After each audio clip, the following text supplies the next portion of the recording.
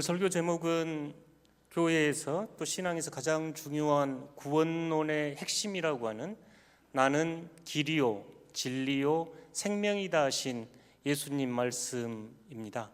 예수 그리스도에 대한 고백, 또 예수 그리스도에 대한 자기 계시가 충만하게 드러난 말씀입니다. 이 말씀의 배경은 우리 주님께서 잡히시기 전날 밤 제자들과 함께 식탁을 나누었습니다.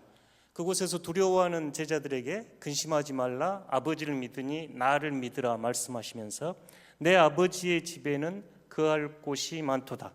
내가 가서 그곳을 예비하고 다시 돌아와서 너희와 함께 머물겠다 하면서 아버지의 집으로 가심에 대해서 말씀을 합니다. 여러분은 어디를 향해 가시는가요? 여러분 삶의 목적지는 어디인가요? 우리 시대는 목적지를 잃어버리고 급하게 달려가는 시대입니다. 그래서 어떤 이는 시계는 나침판은 잃어버리고 시계만 있는 사회, 그러니까 방향은 잃어버리고 속도만 있는 사회, 끊임없이 달려가면서 앞을 알지 못하는 사회를 우리 사회라 이야기합니다. 우리가 어디로 알고 가고 있는지 알지 못하면서 달려가고 있지요. 이 이야기를 잘 들려주는 이야기가 알렌 알킨의 레밍의 조건이라고 하는 동화입니다. 이 레밍은 설치류, 조금 큰 쥐인데 스칸디나비아 반도에 사는 쥐라고 합니다. 그런데 어느 때가 되면 수천 수만의 이 레밍들이 절벽 끝을 향해서 쉼없이 달려가고 그곳으로 떨어져 죽습니다. 동물학자들도 이게 신기합니다. 어떤 이들은 생존을 위한 개체수 감소를 위해서 집단 자살한다 이렇게 분석하기도 하고, 어떤 이들은 저곳에서 더 생존할 수 없기에 그 절벽 밑에 바다를 통해서 다른 곳으로 나가려고 떨어진다 이렇게 해석도 합니다. 그 이유는 제가 잘 알 수는 없습니다만 알렌 알킨은 그 레밍의 이야기를 레밍의 조건이라는 동화를 통해 들려줍니다. 그 동화 내용은 이렇습니다. 수천 수만의 레밍떼가 한 방향을 향해 미친 듯이 달려갑니다. 그들의 눈은 흥분으로 가득 찼고 한꺼번에 우르르 달려가니 발구름 소리는 땅을 울립니다. 그 거대한 흐름 속에 어린 레밍 부버도 있습니다. 모두 달립니다. 어린 레밍이 함께 달리려고 하니 힘이 차고 숨이 가쁩니다. 그래서 문득 궁금해집니다. 어디를 향해 달려가고 있을까?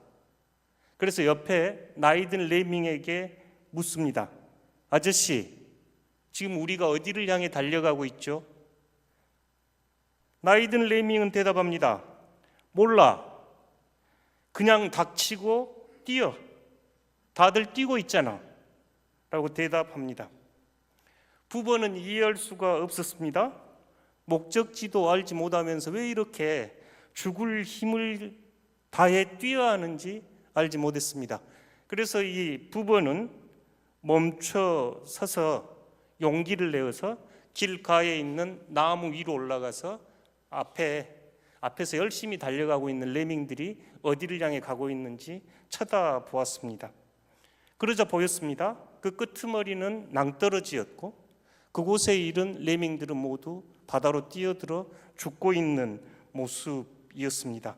자살 행렬이었습니다. 이 부부는 나무에서 내려와서 옆에 뛰고 있는 레밍들을 향해서 말합니다. 멈추십시오. 저 끝은 절벽이고 그 끝은 죽음입니다. 다 떨어져서 죽습니다. 뛰고 있던 레밍들은 아무도 멈추지 않았습니다. 오히려 그를 비웃었습니다.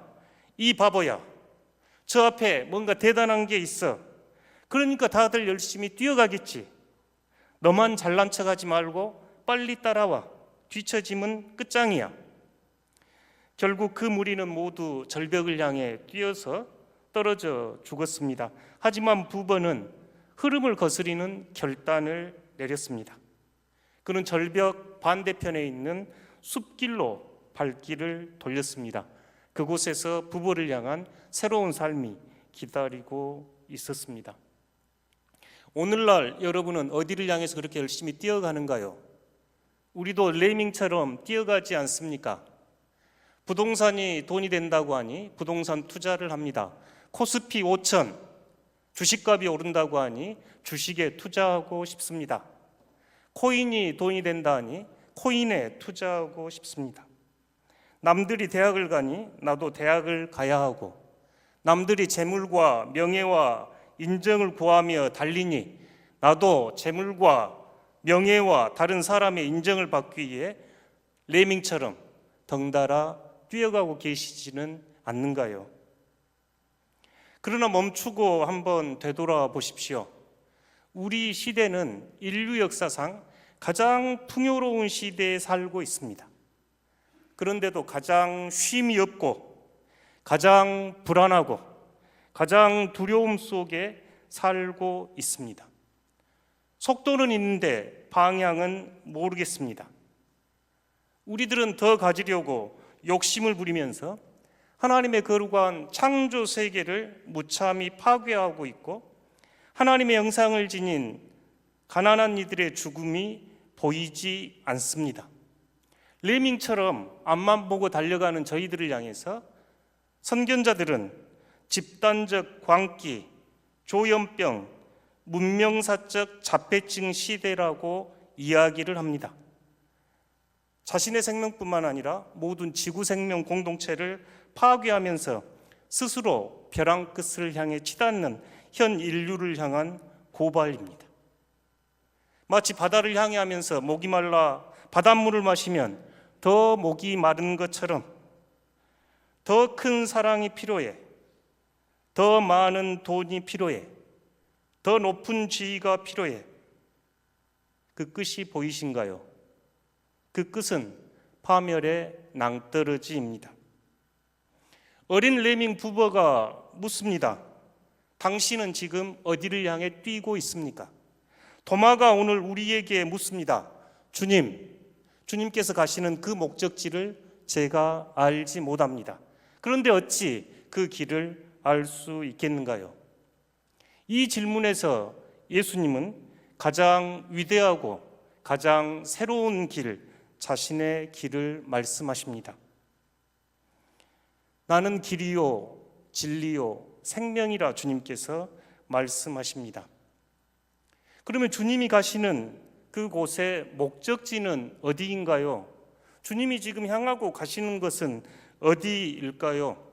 이미 요한복음 14장 2절에서 주님께서 나는 아버지의 집으로 갑니다, 그곳에는 여러분이 거할 거처가 많습니다 하면서 자신의 목적지가 아버지임을 밝힙니다. 14장 12절에서도 예수님께서는 나는 아버지께로 가는 것이 좋습니다. 28절에서도 나를 사랑하였더라면 내가 아버지께로 감을 기뻐하였으리라. 아버지는 나보다 크심이라. 예수님께서는 자신의 목적지가, 자신의 방향이 분명하게 아버지라고 말씀합니다. 예수님은 아버지를 향해서 가시는 걸음입니다. 우리 또한 이 예수님이 가시는 곳이 우리의 목적지입니다. 우리 또한 예수님처럼 하나님께 돌아가는 인생입니다. 여러분 어디를 향해 뛰어가신가요? 하나님을 향해 뛰어가고 계신가요? 신앙의 목적지는 죽음 이후에 있는 화려한 궁전과 같은 장소가 아닙니다. 이 땅에서 누리는 무병장수도 더더욱 아닙니다. 신앙의 목적은 하나님 그 자체입니다. 이 진리를 깨닫는 바울은 만물이 주로부터 나오고 그로 말미암아 살고 주께로 돌아간다고 선언합니다. 우리 모두의 목적지는 아버지 하나님입니다. 그런데 하나님, 우리의 목적지를 이해하려면 여러분의 상상력의 폭발이 좀 필요합니다. 제가 상상력의 폭발 이렇게 말을 쓰는 이유는 하나님에 대한 이야기는 여전히 신비라 고백할 수밖에 없기에 여전히 우리 모두가 신비라고 고백하는 삼위일체 하나님에 대한 상상력이 필요합니다. 매우 중요한 신학적 주제처럼 들리지만 이 요한복음은 우리에게 하나님을 이야기할 때 삼위일체 하나님을 우리에게 펼쳐 보이시는데 그 핵심 장이 바로 이 14장입니다. 자신이 아버지께로 갑니다. 그리고 보혜사 성령을 요한은 우리에게 말씀해 줍니다. 마치 태중에 아이가 태동하면 산모가 그 아이를 알듯이 이 요한복음을 삼위일체 태동지 이렇게 학자들은 이야기합니다. 그런데 요한복음 14장, 15장, 16장, 17장에서 들려주는 하나님과 이 삼위일체를 이해하기 위해서는 여러분 상상력의 폭발이 필요합니다. 지금도 하나님 그러면 높은 의자에 앉아 있고 수염이 나 있는 그런 분을 생각한다면 요한복음을 알지 못하는 분들입니다. 요한은 그 삼위일체 하나님, 성부와 성자와 성령 세 분의 하나님이 사랑의 공동체임을, 사랑 안에 머물러 있음을 끊임없이 우리에게 말씀합니다. 빌립이 예수님에게 묻습니다. 아버지를 보여주십시오. 그러자 예수님은 나를 본 자는 아버지를 보았다 말씀합니다. 뿐만 아니라 요한복음 14장 10절에서 예수님이 하신 말씀입니다. 함께 읽어보겠습니다.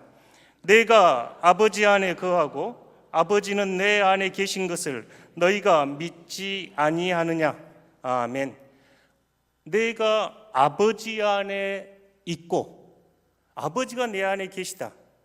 여러분, 이 말씀이 전달이 될까요? 아마 사랑하는 사이에 너 안에 나 있다, 나 안에 너 있다, 이런 의미인데, 아버지 안에 아들이 계시고 아들이 아버지 안에 있고, 이 예수님의 말씀은, 이 예수님의 자기 계시는 삼위일체 신학을 형성해 가는데 매우 중요한 역할을 했습니다. 그래서 초대 교부들은 성부와 성자와 성령의 관계를 페리코레시스라고 하는 어려운 단어를 써서 상호 내재, 상호 내주, 상호 침투 이렇게 설명을 했습니다. 그런데 그들이 썼던 이 페리코레시스라고 하는 이 단어는 마치 우리나라 강강술래처럼 원무입니다. 여럿이 원을 만들어서 빙글빙글 함께 돌면서 춤을 추는 모습, 그러니 요한이 상상하고 우리에게 보여준 하나님의 모습은 세 분이 딱딱한 의자에 앉아있는 모습이 아니라 세 분이 손을 잡고 둥글게 기뻐하면서 춤을 추는 모습, 상호 내재, 상호 침투 이렇게 이야기합니다. 저도 춤을 잘 못 춰가지고요, 이 기쁨이, 이 감격이 가히 짐작이 되지 않습니다만, 성부와 성자와 성령께서 함께 기쁨의 춤사위를 누리고 계신다, 그 모습을 상상하면 매우 기쁘고 황홀합니다. 여러분도 그 상상이 가능하신가요? 한 화가의 상상력입니다. 댄싱 오브 더 트리니티 이렇게 붙어있는 춤추는 삼위일체 하나님, 하나님의 춤사위, 이런 그림입니다.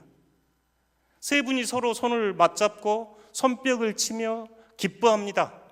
하나님의 신비가 드러나 있는 푸른색과 예수 그리스도의 피가 들어있는 빨간색과 성령의 교제가 담긴 둥그런 하얀색이 우리에게 삼위일체임을 상상하게 합니다. 세 분 안에서 나누어지는 기쁨, 손뼉치는 그 황홀함이 여러분 전달되신가요? 삼위일체 하나님은 딱딱한 이론이 아니라 세 분의 사랑이 충만하고 흘러넘침입니다. 그 배경이 되는 옥수수밭을 바라보십시오. 저희가 창세기를 공부하면서 하나님이 왜 창조를 하셨습니까? 라고 물을 때 우리의 답변은 저 사랑이 흘러넘쳐서 이 세상이 창조되었습니다라고 응답을 했습니다.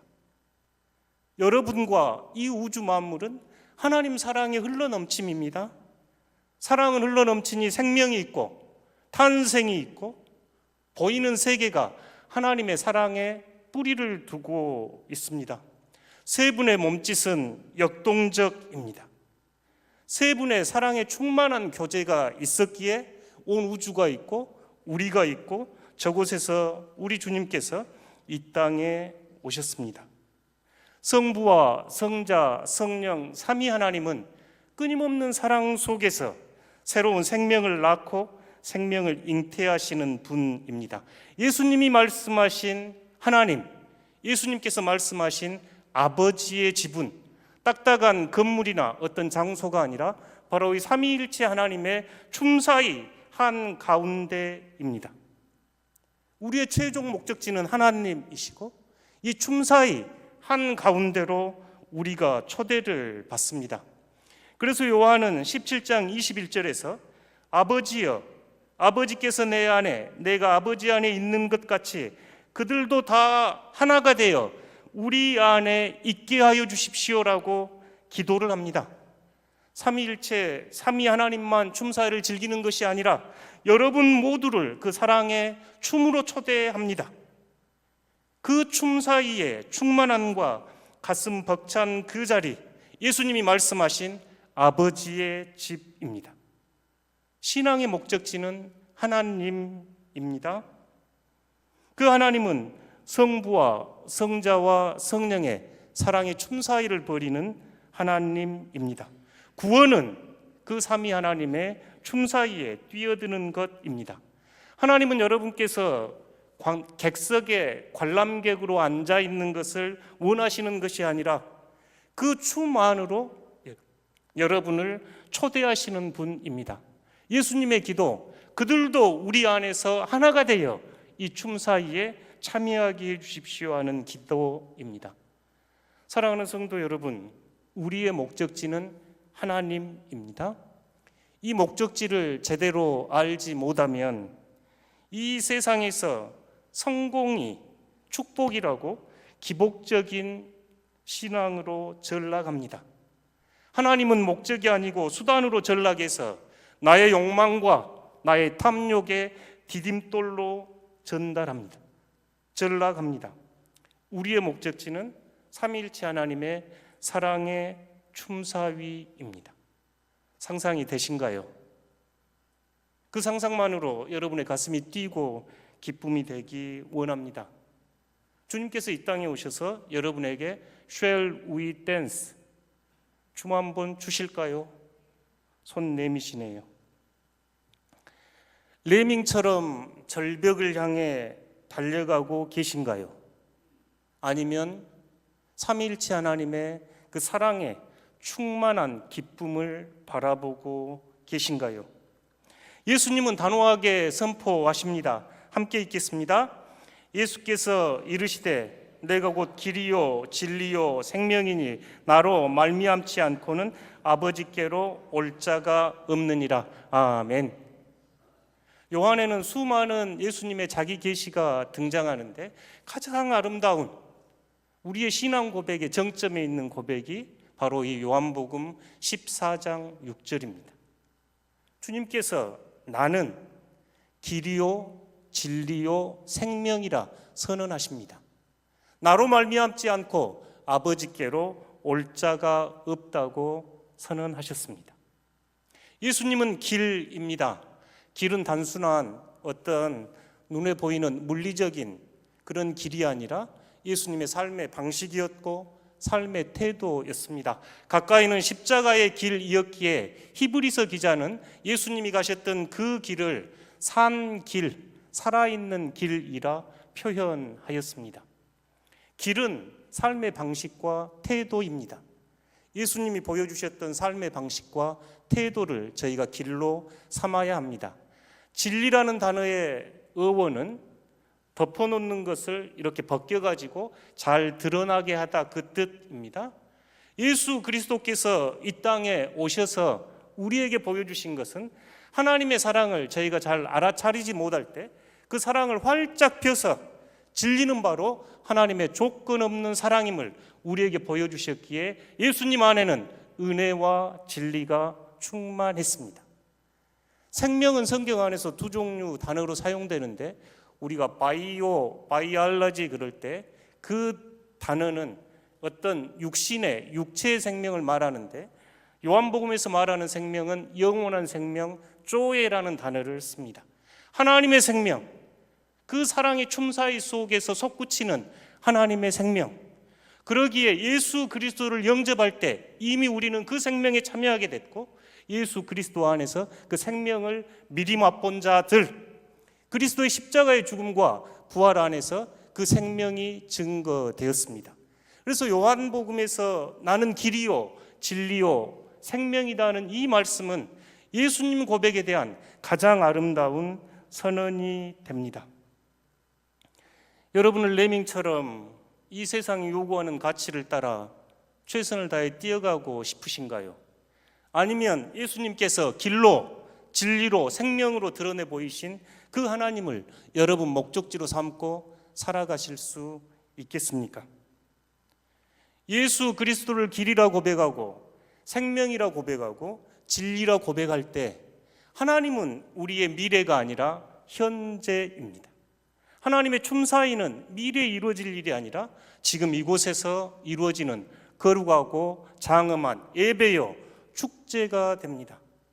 초대교회 성도들은 사도행전에서 예수를 믿는 사람들을, 안디옥 교회는 그리스도를 따르는 사람들, 그래서 크리스천 이렇게 이름이 붙었다면, 바울은 그리스도인들을 소개할 때 그 길을 따르는 사람들, 예수의 삶의 방식을 자신의 삶의 방식으로 삼고 예수님처럼 살려고 했던 사람들, 그래서 그 길을 따르는 사람들이라 표현했습니다.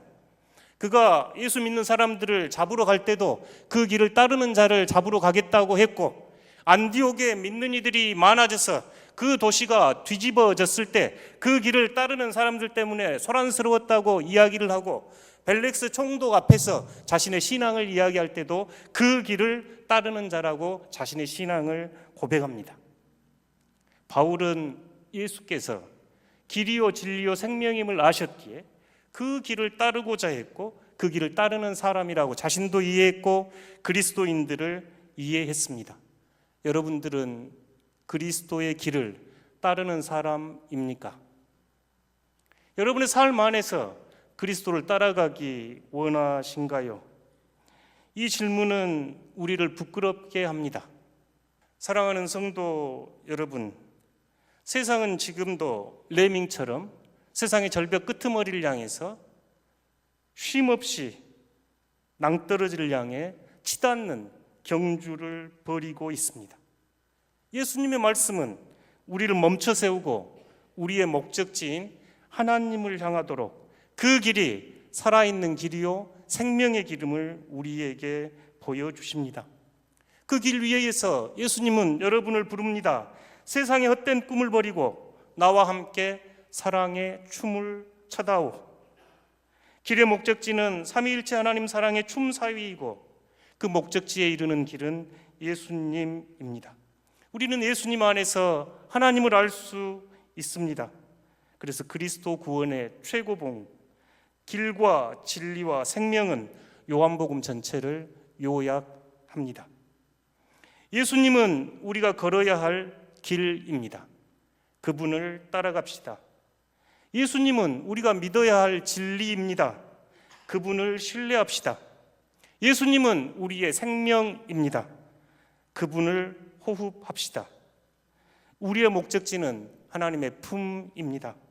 우리가 걸어가야 할 길은 예수 그리스도입니다. 오늘 레밍처럼 달려가는 현실에서 세상의 헛된 꿈을 내려놓고 길과 진리와 생명 되신 예수를 따라 삼위일체 영원한 사랑의 춤사위에 참여하는 여러분 되시기를 진심으로 기원합니다.